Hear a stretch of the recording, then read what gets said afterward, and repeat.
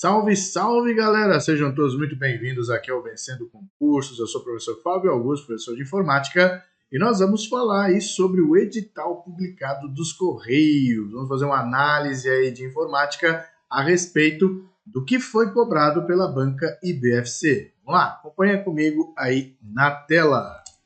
Então você sabe, são 3.099 vagas imediatas aí para o cargo dos Correios e na informática nós temos as seguintes informações no edital. Vamos lá. E aqui está o edital com seus 12 itens em informática que a IBFC trouxe para gente. Olha lá. Então, são 12 itens. Dentro desses 12 itens, a gente tem ali algumas formas de estudar, né, que a gente já havia falado, mas é importante reforçar agora que o edital saiu, para que você possa acompanhar ali e entender uma maneira eficiente de estudar e ir bem nessa prova, tá? Então, bora lá, vamos lá, vamos lá. Nós temos internet e aplicativos, né, como os assuntos, né, ferramentas de busca, navegadores, sistema operacional e software, correios eletrônicos, programa antivírus e firewall, editores de apresentação, planilhas e texto, extensão de arquivo, teclas de atalho e pacote Office. Na realidade, a gente não tem ali, por exemplo, o item 12, né? Não existe um item 12 e um item, por exemplo, 7, 8 e 9 separados, tá? O que a IBFC está trazendo para a gente ali é o seguinte: está trazendo para a gente editores de apresentação, planilhas e editor de texto. Isso tudo aqui é do pacote Office. Então, você já sabe qual vai ser o pacote que vai ser cobrado. Então, nós podemos dizer que a apresentação PowerPoint, né? Planilhas Excel e editor de texto Word. Simples, tá? Então, isso quer dizer que o item 12 aqui já foi eliminado, tá? Então, você não vai estudar. Pô, professor, mas são 10 questões, isso mesmo, 10 questões nesta prova. E tem 11 itens. Calma, vamos analisar os itens aqui. E outra, o fato de ter 10 questões não significa que a gente possa ter uma questão de cada item, tá? Isso não é garantia de nada, tá? Aí ele traz aqui pra gente o seguinte: quando você tem, né, incidência de questões de prova, a banca pode simplesmente não cobrar um dos itens que está presente no edital, cobrar duas vezes um outro item que está presente no edital. Então, não existe uma distribuição ali que seja, vamos dizer assim, uma questão para cada item. Não, não necessariamente, tá? Então, vamos lá, vamos começar. Internet e aplicativos. Então, tudo que envolve a internet aqui é interessante você saber, por exemplo, os elementos que compõem a internet, como os protocolos. Sim, IBFC adora cobrar protocolos. Protocolos mais cobrados na IBFC: HTTP, HTTPS, tá? Gosta de falar de um FTP também, tá? Mesmo que mencionado ali nas alternativas, é importante a gente conhecer os protocolos, tá? Então, o HTTP, o HTTPS, o FTP, são protocolos ali que a gente tem na navegação, em relação à navegação segura HTTPS e o FTP de transferência, né? Transferência de arquivos. Vou colocar aqui o transfer. Tá? Beleza. Ferramentas de busca. Aqui é importante saber os filtros de busca. Saber, por exemplo, que aspas significa que eu vou trazer o quê? Uma busca exata. Saber o uso, por exemplo, do sinal de menos para exclusão de um termo de busca, né? Então, esses elementos de filtragem mais, vamos dizer assim, comuns, são os que aparecem nas provas da IBFC, tá? Agora, Navegadores. Navegadores, nós temos o navegador Chrome, Edge e Firefox. Tá? Esses são os navegadores mais comuns cobrados nas provas. Então, quer dizer, o Chrome você já utiliza, certo? O Chrome você faz uso dele aí no dia a dia, que eu sei. Agora, o Edge e o Firefox, que são navegadores que você não tem o costume de utilizar, comece a utilizar agora, né? Comece a utilizar enquanto você está estudando para a sua prova, para que você veja ali elementos que os navegadores que você não usa no seu dia a dia oferecem. Né? Então, você tem o Edge, você tem o Firefox. Então, o Edge, se você tem um Windows, você não precisa baixar. Já o Firefox precisa. Né? Então, é interessante que você conheça esses elementos. Então, por exemplo, internet, ferramentas de busca, navegadores, eu vou pular o item 4 e já vou direto para correios eletrônicos, são elementos que você precisa estudar juntos. Por quê? Porque são componentes que conversam. Então, por exemplo, quando eu falo de protocolo, em correios eletrônicos, a IBFC cobra muitos protocolos de correio eletrônico, que é o quê? O SMTP, o IMAP e o POP, né? Então, esses protocolos são protocolos exclusivos de e-mails e sempre aparecem nas provas da IBFC. Então, é importante saber que o SMTP é um protocolo de envio de e-mail, que o IMAP e o POP são de recebimento, só que o IMAP é o de recebimento com sincronização. Então, significa que quando você tem ali a presença do IMAP, todos os seus e-mails, eles serão ali, no caso, marcados como lidos no servidor, diferente do POP, que baixa uma cópia do servidor para o dispositivo. Então, no seu celular, ao invés de você acessar diretamente o servidor como IMAP, você baixa uma cópia. E aí fica marcado como lido só no celular, né? Isso no POP. Já no IMAP, não. No IMAP, ele vai trazer a informação do servidor. Você leu, fica marcado no servidor, e se você for em qualquer dispositivo, você vai ter a mesma coisa. Então, quer dizer, a mesma característica estará presente tanto no celular, no tablet ou no computador, por conta do IMAP, tá? Então, esse é um protocolo que geralmente aparece nas provas da IBFC, citando o correio eletrônico. Em 2024, por exemplo, a gente não viu nenhuma questão envolvendo o correio eletrônico sobre a preparação e envio, mas sim de protocolos de envio, protocolos de recebimento. Importante você conhecer esses elementos. Agora, quer dizer que eu não preciso saber, então, a preparação e envio de correio eletrônico? Não, você é obrigado a saber, porque a partir do momento que nós temos ali o assunto correio eletrônico, tudo pode ser perguntado em relação a correio eletrônico, principalmente o preparo e o envio das mensagens, que é o campo para, o campo CC, o campo CCO, né? Que todo mundo já sabe e que já está careca de saber que é obrigatório conhecer esses elementos de correio eletrônico, tá? Então, os itens 1, 2, 3 e 5, na hora de estudar, você estuda num grupo. Esse grupo vai se chamar internet. O que eu tenho na internet? Na internet eu tenho ferramentas de busca. Na internet eu consigo utilizar navegadores. E na internet eu consigo acessar o correio eletrônico. Tá? Agora, quando ele cita aplicativos na internet, ele pode citar alguma coisa relacionada à nuvem? Pode.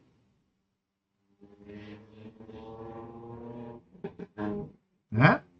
Hoje a gente tem aí diversas ações que dependem da nuvem, né, para poder serem realizadas. Uma delas é o quê? É o armazenamento de informações. Né? O armazenamento de informações é algo que a gente já faz no nosso dia a dia na nuvem. Então, quer dizer, não há nenhum tipo, por exemplo, de novidade em relação a isso. Né? Mas, como está ali dentro do item do edital internet e aplicativos, é bom considerar alguma questãozinha que envolva nuvem ali. Né? Então, por exemplo, o fato de armazenar os conteúdos na nuvem. Isso quer dizer que o conteúdo ele é compartilhado através da internet. Então, esses conceitos de nuvem sempre são importantes, tá? Agora, vamos falar do sistema operacional e software. Eu vi aqui que o Teus perguntou: sistema operacional tem que estudar Linux? Então, a IBFC, ela, pelo menos pela descrição de todas as questões que foram levantadas aí, as recentes, Linux não apareceu entre os seus elementos, tá? O Linux não apareceu. Então, quer dizer, podemos afirmar que de sistema operacional, o que costuma ser cobrado é o Windows, ok? Tá? Isso não quer dizer que o Linux não possa ser mencionado, não é?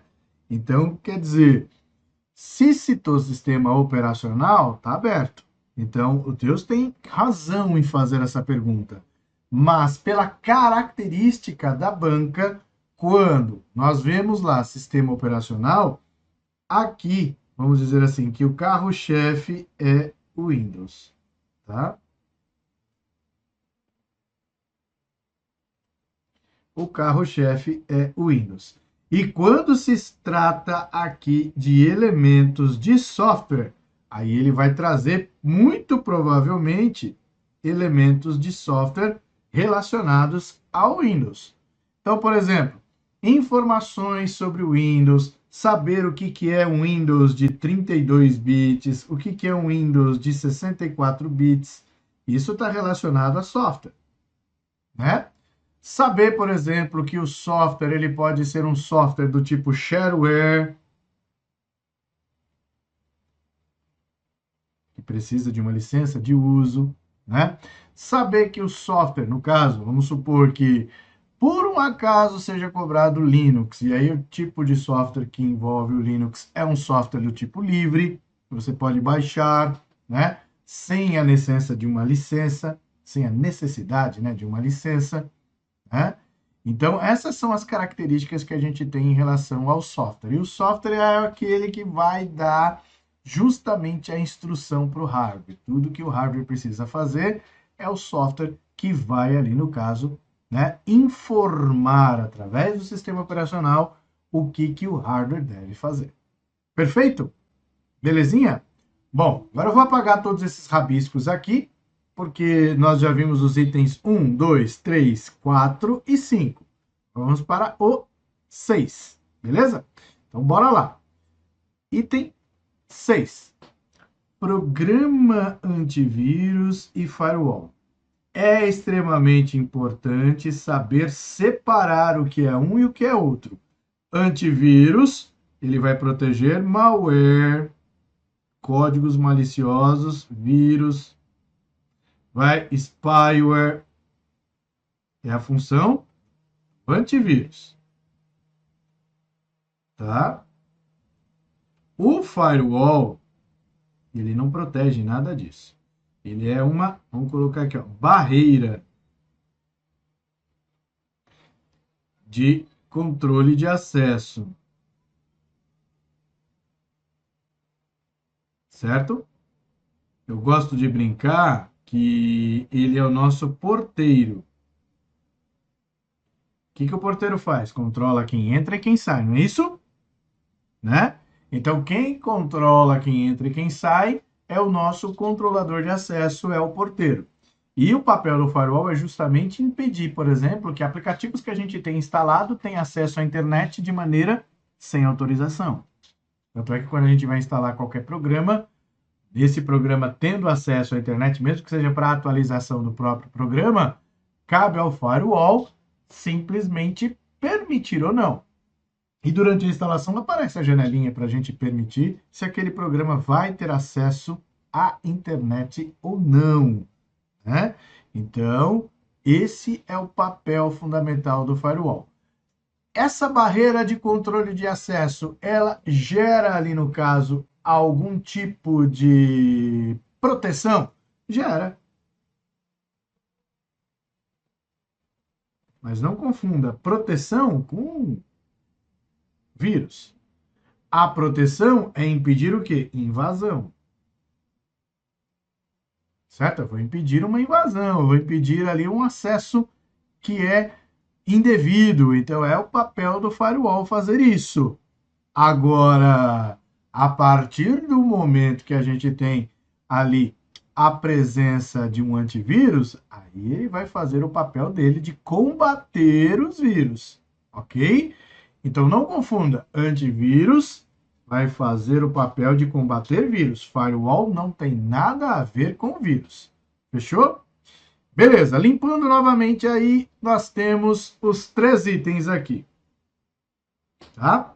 Editores de apresentação, planilhas e editores de texto. Em relação ao editor de apresentação, eu escrevi PowerPoint aqui por uma razão óbvia. Muitas vezes a IBFC cobrou, por exemplo, qual programa do pacote Office que permite, ali no caso, a edição de apresentação. Acredite se quiser, isso caiu na IBFC. Tá? Então, isso daí é característica da banca. Mas é importante conhecer, por exemplo, os elementos como slide mestre,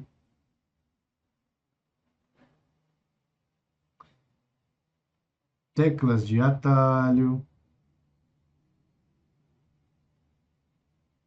ok? Mas eu também já posso afirmar para você que a incidência de questões de PowerPoint é muito pequena, bem pequena, tá? Isso não quer dizer que você não precise estudar, você precisa estudar. Só que já saiba que se você for pesquisar por questões de prova de PowerPoint da IBFC dos últimos 2 anos, por exemplo, você vai encontrar poucas questões ou questões perguntando justamente qual que é o editor de apresentações. Só, tá? É isso que você vai encontrar. Já no Excel aqui, você não precisa saber fórmulas complexas, mas precisa saber cálculo. Isso aqui cai de monte, de monte. E o que você precisa saber também aqui nos cálculos é sequência de operações.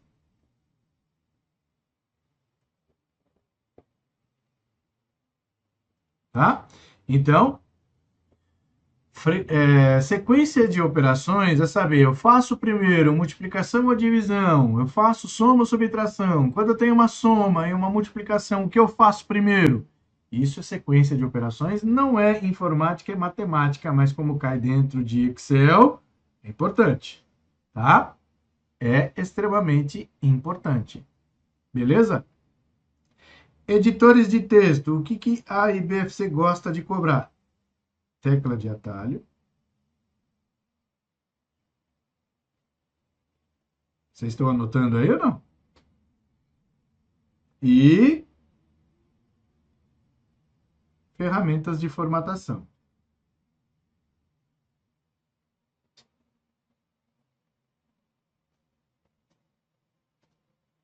Saber, por exemplo, o que é um Smart Art, saber, por exemplo, o que é uma quebra de página, saber a tecla de atalho de alguns elementos do Word é fundamental, tá? Então, é extremamente importante que você esteja ligado nisto, tá? E aí vem, né, o 11º item, teclas de atalho, a gente já risca. Por quê? Porque teclas de atalho podem ser cobradas em qualquer uma das ações. Então, por exemplo, pode ser cobrado no Word, pode ser cobrado no Excel. Acredite se quiser, já teve questões que explorou ali a tecla de atalho do Excel para fazer uma coisa que ninguém imagina, como, por exemplo, colocar o quê? Um taxado. E eu não vou deixar o suspense, eu vou falar para você que o taxado é Ctrl 5 no Excel. Faça o teste depois. Seleciona lá o texto e aperta Ctrl 5. Tudo bem? Então, isso é o que a gente tem de teclas de atalho, por exemplo, que são diferentes, né? Uma diferentona no caso do Excel. Agora, as outras são teclas de atalho que a gente faz no nosso dia a dia. Então, teclas de atalho podem ser cobradas no navegador, teclas de atalho podem ser cobradas no sistema operacional, Teclas de atalho podem ser cobradas tanto no PowerPoint, no Excel e também ali no caso no Word. Mas eu também posso ter aqui, né, teclas de atalho sendo mencionadas isoladamente numa questão de prova, tá? Principalmente nas questões do tipo verdadeiro ou falso, que é uma característica que a gente tem da IBFC. Ela pode juntar, né? Colocando, por exemplo, numa questão, afirmações que tragam ali PowerPoint, que traga o navegador, que traga lá o Windows, né? Citando teclas de atalho dentro de uma, né, das afirmações. Então é importante que você possa encontrar ali também ela isoladamente, só que através de verdadeiro ou falso, onde ele pode colocar todas essas informações juntas, certo? O Mercador Gamer perguntou: tudo isso vai cair na prova? Bom, o que vai cair na prova, o Mercador Gamer, é o que está aqui no edital. O que eu estou trazendo são os elementos, por exemplo, que você deve estudar para ficar preparado. Cair tudo na prova, não sei. Talvez, né, o que é tendencioso é repetir, por exemplo, os assuntos que eu estou passando aqui e o que a IBFC fez isso daí já, né, nas suas provas nos últimos 2 anos. Então, quer dizer, isso que eu estou passando para você é um briefing do que a IBFC fez até o momento. A ideia é que você esteja preparado para qualquer situação, tá? Então, beleza. Extensão de arquivo. Aí é um item que você precisa, aí no caso, dar uma estudada. Por exemplo, extensão de imagem, extensão de vídeo, extensão dos programas do Office. Então, eu vou colocar aqui, ó.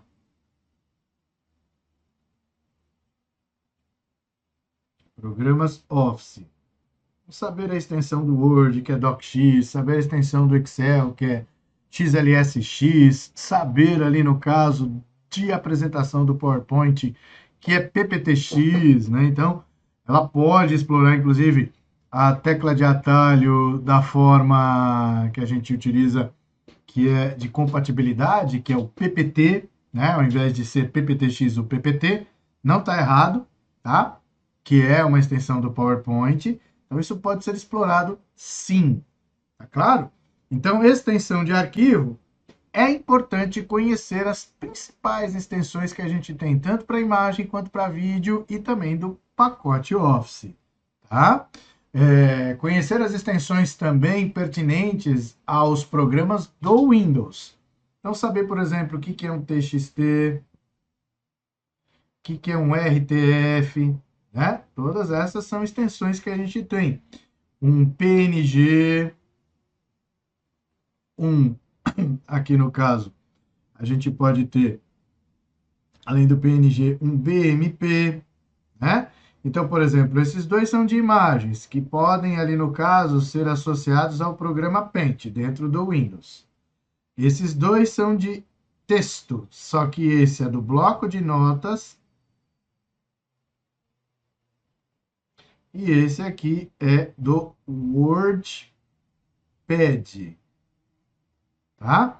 Então, quer dizer, conhecer essas extensões são importantes ali para que você não tenha surpresas na sua prova.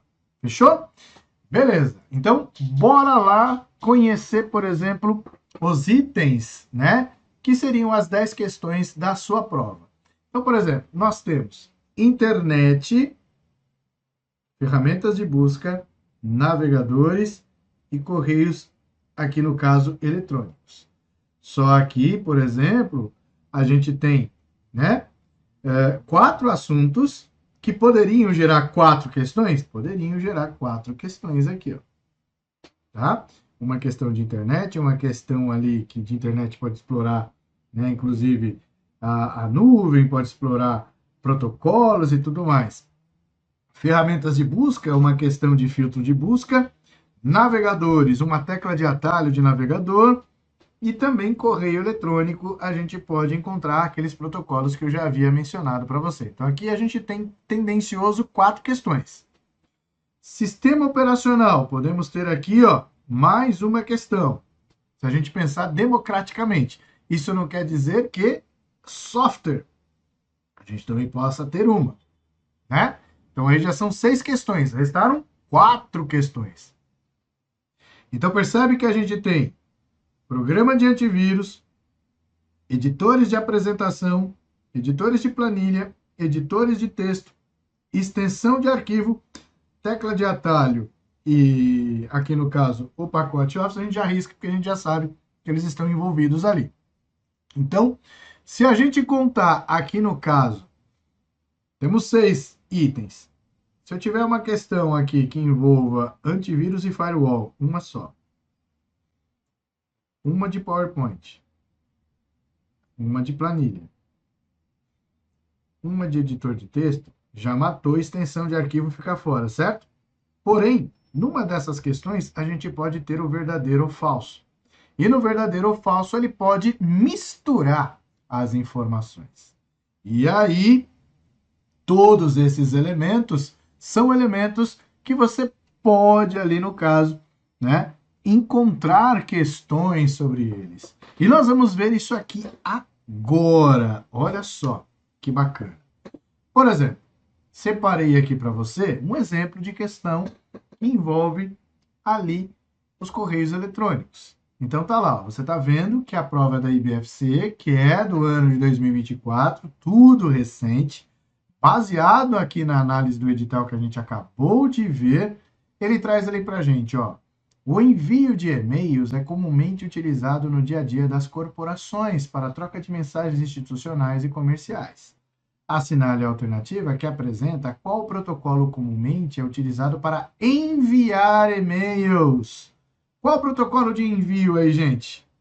Né? Então, perceba, por que eu citei para vocês, né, os protocolos? Porque o protocolo, aqui no caso, ele é mencionado nas questões. Então, aqui a gente já sabe qual é a resposta. Né? Qual que é a resposta? A resposta é, se é para enviar e-mails, só pode ser quem? O SMTP. Porém, ele citou aqui o HTTP, que é de navegação, o TCP, que é um protocolo da camada de transporte, o UDP, que também é da camada de transporte, isso você vai ver em aula, e o FTP, que é um protocolo de transferência. Então, vou colocar aqui, ó, transferência de arquivos. Tá? Então, quer dizer, ela gosta de cobrar protocolos. Então, é importante ali no caso a gente ficar antenado nesses assuntos, tá? O João Daniel perguntou ali, a internet e aplicativos é a mesma coisa que internet e extranet? Então, internet, quando a gente fala de internet, a gente não consegue não falar de intranet, né? Então, isso é obrigatório. E se a gente fala de intranet, a gente também fala de extranet. Então, não tem como fugir desses assuntos, tá? Então, é extremamente importante saber, sim, esses conceitos, tá? Então, internet é uma área ampla que a gente não pode ali abandonar, por exemplo, os elementos que separam o que é um acesso privativo e o que é um acesso público. Isso é fundamental, tá? Bom, vamos para a questão 2 que eu separei aqui para você ver, por exemplo, agora a internet. Aquilo foi de, né, e-mail. Internet. Como que pode ser cobrado? A IBFC gosta de siglas, viu, gente? Siglas. E ela gosta de cobrar as siglas em inglês. Ah, professor, mas eu não sei o inglês. Como que eu faço para aprender isso? Você vai aprender isso, né? Memorizando, não tem outra forma. Então, por exemplo, se você sabe o que significa o URL em português, então, né, que é localizador uniforme de recursos, é o que ele está perguntando ali, ó. É comum do ponto de vista técnico na área de tecnologia ouvirmos a sigla URL, né? E é comum também falarmos que iremos digitar a URL de um website no navegador. Então, o que significa URL? Foi o que a IBFC cobrou. Então, URL significa localizador uniforme de recurso. Então, quer dizer, não é universal, embora você pense que a internet é global, e aí o que é o global é universal, na realidade não. É uniforme. Então, tá? Nesse caso, alternativa C, tá? Então, é importante conhecer algumas siglas? É importante conhecer algumas siglas, ok? Então, por exemplo, né, dentro das siglas que a gente viu ali nos protocolos, é importante conhecer algumas, tá? Você consegue ali, por exemplo, numa pesquisa rápida aí agora no seu celular, saber, por exemplo, o que significa SMTP, saber, por exemplo, o que significa IMAP, né? Porque ela já perguntou, né? Então, se isso é importante e pertinente ali para você estar preparado na sua prova, faça isso, tá? Eu tenho certeza que você não vai se arrepender, caso uma questão aí, como é muito provável que a IBFC traga, seja dessa maneira. Vamos ver um outro exemplo de questão? Mais um exemplo de questão aqui, ó. Nesse caso, de buscadores, lembra? É o bloco completo. Correio eletrônico, internet e agora a gente está falando de quê? De buscadores. Né?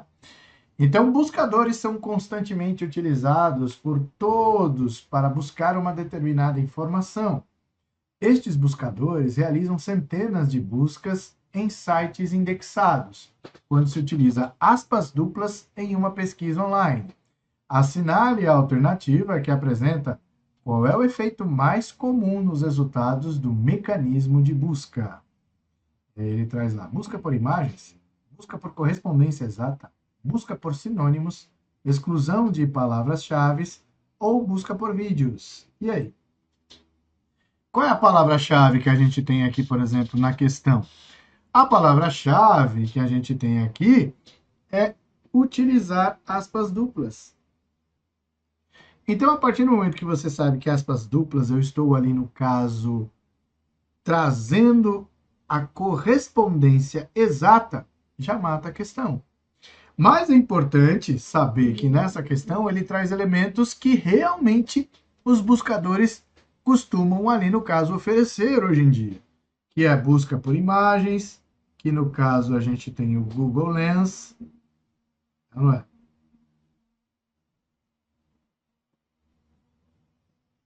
Você já usou o Google Lens, apontou ali, por exemplo, para qualquer coisa ali que você tenha visto na rua e abriu o buscador e tirou a foto, ele vai trazer as informações sobre aquilo lá.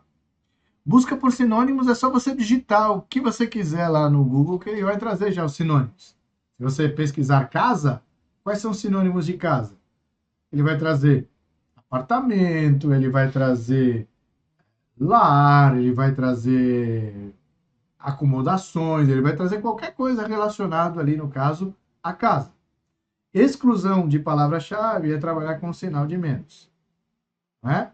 E busca por vídeos é só você ir em ferramentas ou até mesmo ali, né, nas opções do próprio buscador, clicar ali, não tem imagens? Também tem vídeos, não tem?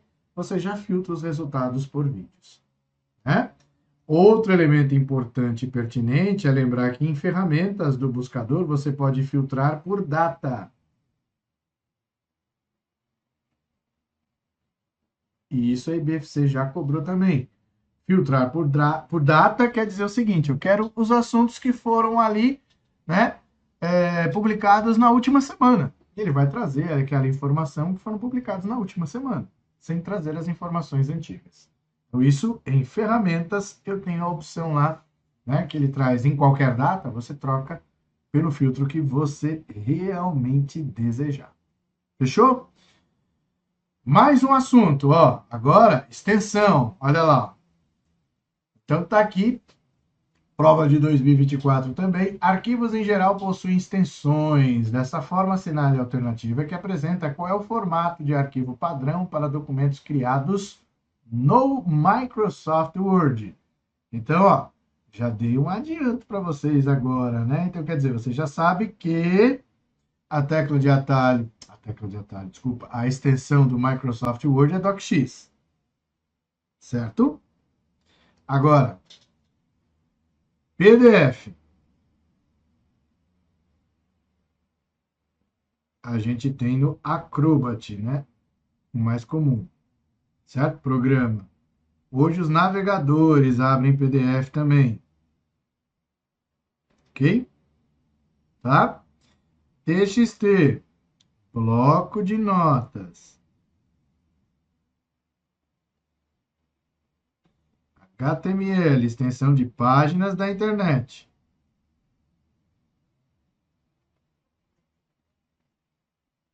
Ah, é importante saber aqui, por exemplo, que isso aqui é texto, né? Ok? E RTF você já sabe que é o WordPad. Tá? Então, essas são as extensões que a gente tem aí, e você viu que numa questão dessa, né? Embora ali no caso, para algumas pessoas seja tranquila, para outras não, porque elas não conhecem a extensão. Usa o programa, mas não sabe qual que é a extensão que é gerada no programa. Importante conhecer. Dá um salvar como ali, e aí você vai ver as extensões que o programa oferece, tá? Então, questão de extensão. Aí você, aqui no caso, viu que todos os assuntos do edital foram cobrados aí, né? Vamos lá, mais uma. Ó, lembra das questões de verdadeiro ou falso? Aqui, por exemplo, ele está trazendo de afirmações, né? Então, quanto aos principais aplicativos e acessórios do Windows 10, analise as afirmativas abaixo. Paint é um editor de imagens básicos para criar e editar imagens simples. Cortana é um assistente virtual para realizar tarefas por comando de voz. Assinale a alternativa correta.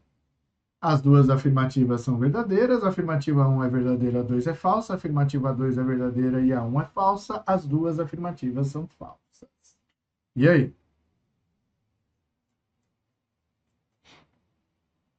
E aí? Qual alternativa você julga correta?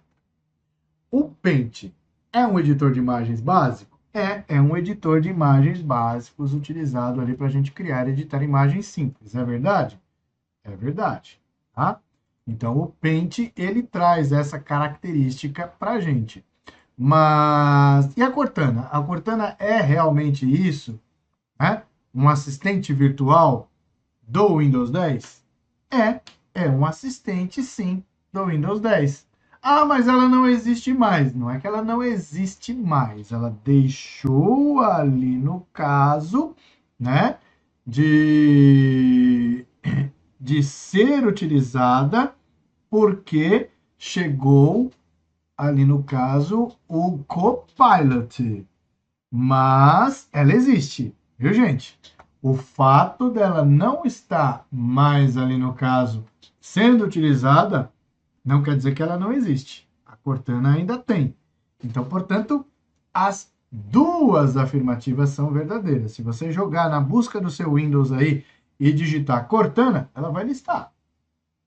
Ah, mas quando eu clico, ela não abre. Ela não abre porque ela não tem mais a funcionalidade que antes era aplicada a ela.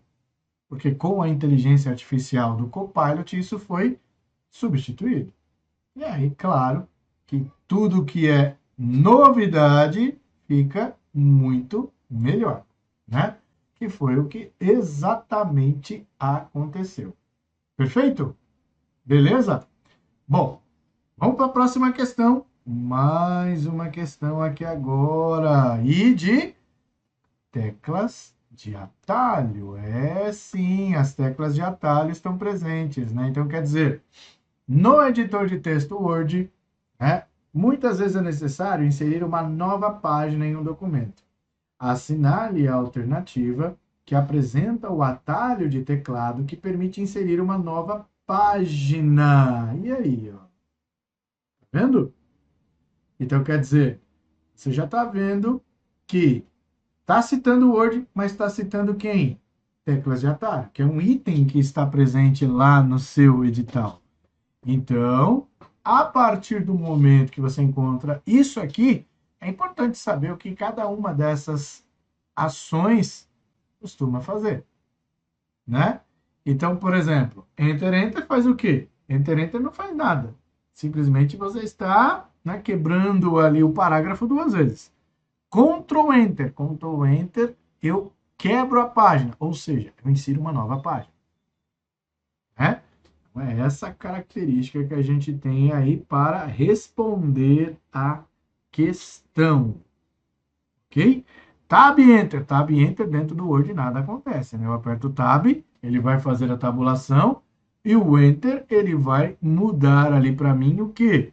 Ele vai mudar justamente a minha linha do parágrafo, né? Ele encerra o parágrafo e começa a outra.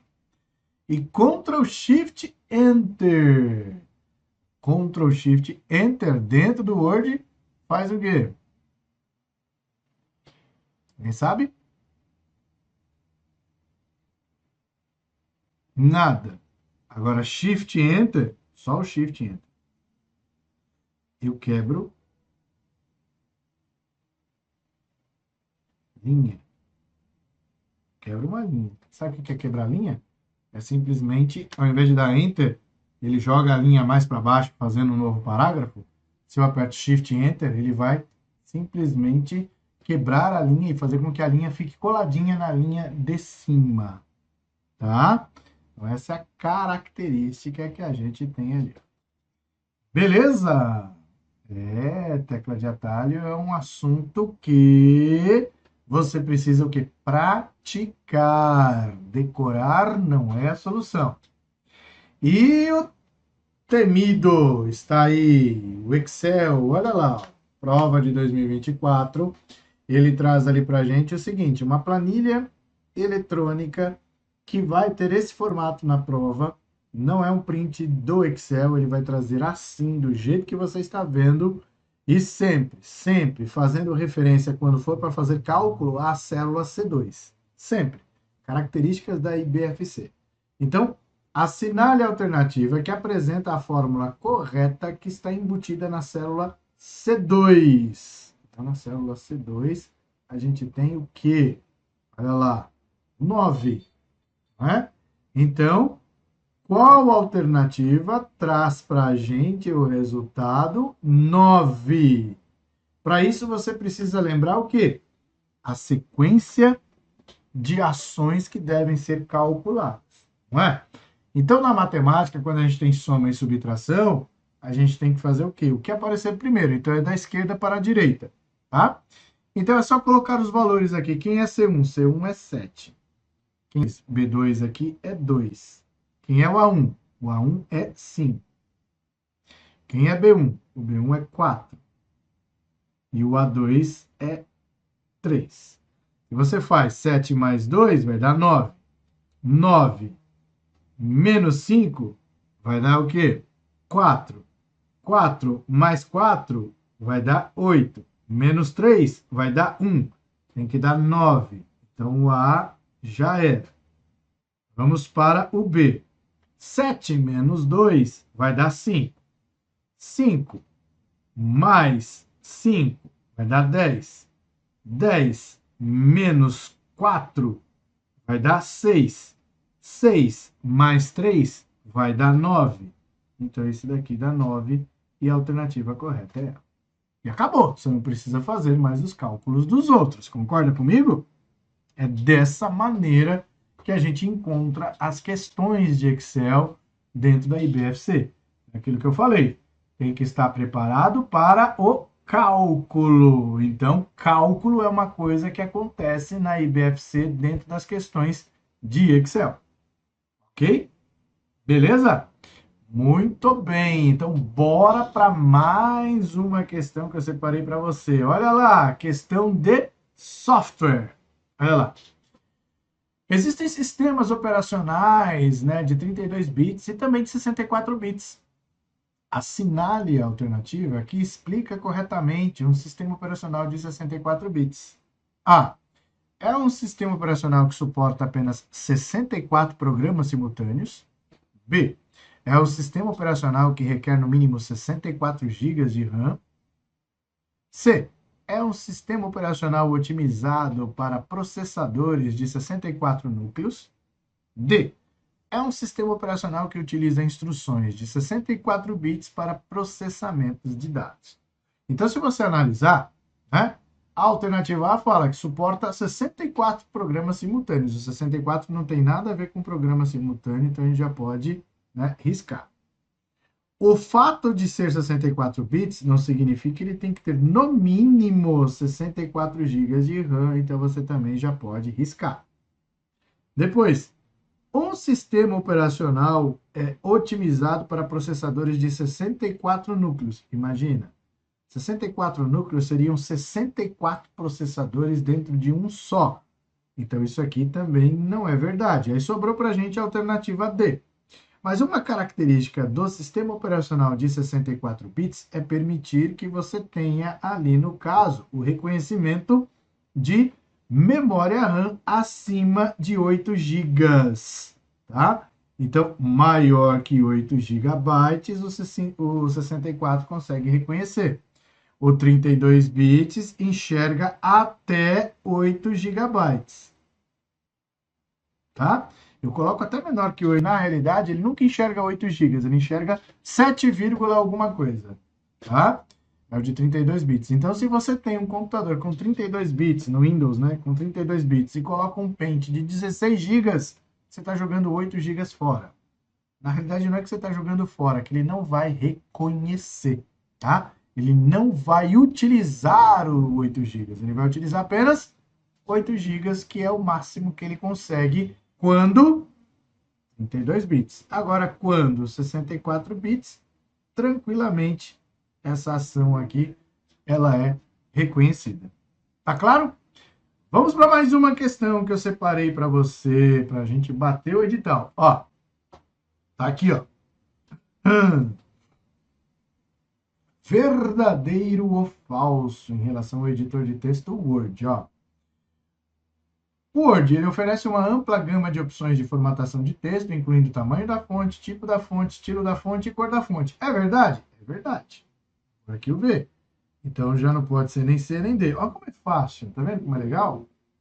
Para criar e formatar tabelas de forma rápida e fácil, o Word necessita que seja instalado a planilha eletrônica do Excel. Necessita que seja instalado não é verdade. Então é falso. Pô, se é falso, já matamos a questão, a alternativa A. Viu como é fácil? Nem preciso ler a última informação? É ou não é? Então, quando você tem questões de verdadeiro ou falso, é um olho na afirmação e outro nas alternativas. Isso vai fazer você ganhar um tempo e acertar por eliminação, de uma maneira bem tranquila. Fechou?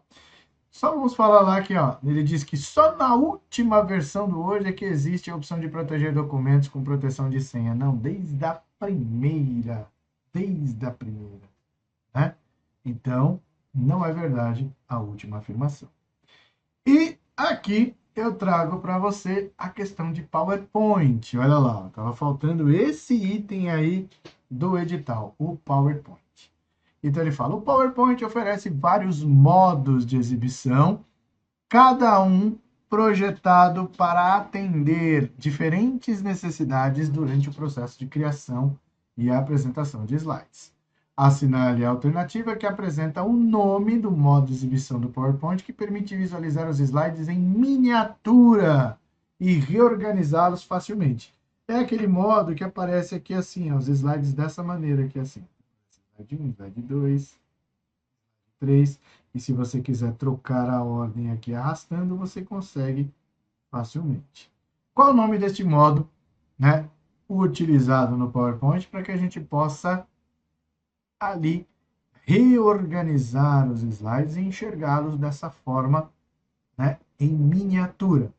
Modo de exibição de classificação de slides, modo de exibição de estrutura de tópicos, modo de exibição miniaturas de slides ou modo de exibição de apresentação de slides. E aí?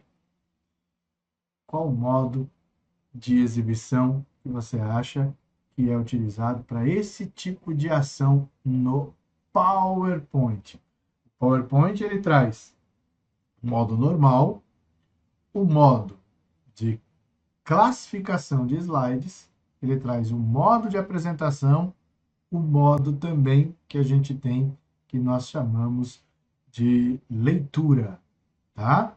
A gente tem esses modos aí utilizados dentro do PowerPoint, que mexem com a forma com que a gente trabalha a nossa apresentação. Então, nós temos o modo normal, o modo de classificação, que agora eu vou ser obrigado a falar o nome, o modo de exibição de leitura e o modo de apresentação, que é aquele que a gente deixa em tela cheia. Então, nesse caso, a alternativa que a gente tem ali presente é a alternativa A, modo de exibição de classificação de slides, que a gente pode ali, no caso, enxergar em miniatura e fazer a opção de reorganizar facilmente os slides que estão presentes. E como montar um plano de estudos, né? Bom, para montar o plano de estudos, você precisa do quê? Primeiro, você precisa ter os 4 fundamentos para um plano de estudos de sucesso. Você precisa ter uma base forte, que é o nosso material, com as nossas aulas, para que você possa, a partir dessa base forte, ter a leitura e marcações dos pontos-chave que você ali, no caso, precisa saber, e depois, baseado em questões, separando por assuntos e temas, você vai fazer as suas revisões. As revisões podem ser através de resumos, de mapas e de leitura. Quando você entende como funcionam esses 4 fundamentos para você estudar, você começa a obter resultados satisfatórios. Um exemplo que a gente tem aqui do nosso planejamento de estudos é que você estude 3 horas por dia, 1 hora cada matéria, com 30 minutos de revisão, mais 30 minutos de questões. Aqui a gente tem uma sugestão aí, né, de distribuição das matérias durante a semana, onde a informática aparece aqui para você 2 vezes, sendo na quarta-feira e no sábado, tá? O domingo ele é reservado apenas para revisões. Então, você tem o primeiro momento, revisão e questões, e revisão e questões. Professor, mas como que eu faço para fazer parte da elite da aprovação? É aí agora que eu te apresento as vantagens do nosso curso aqui no Vencendo Concursos.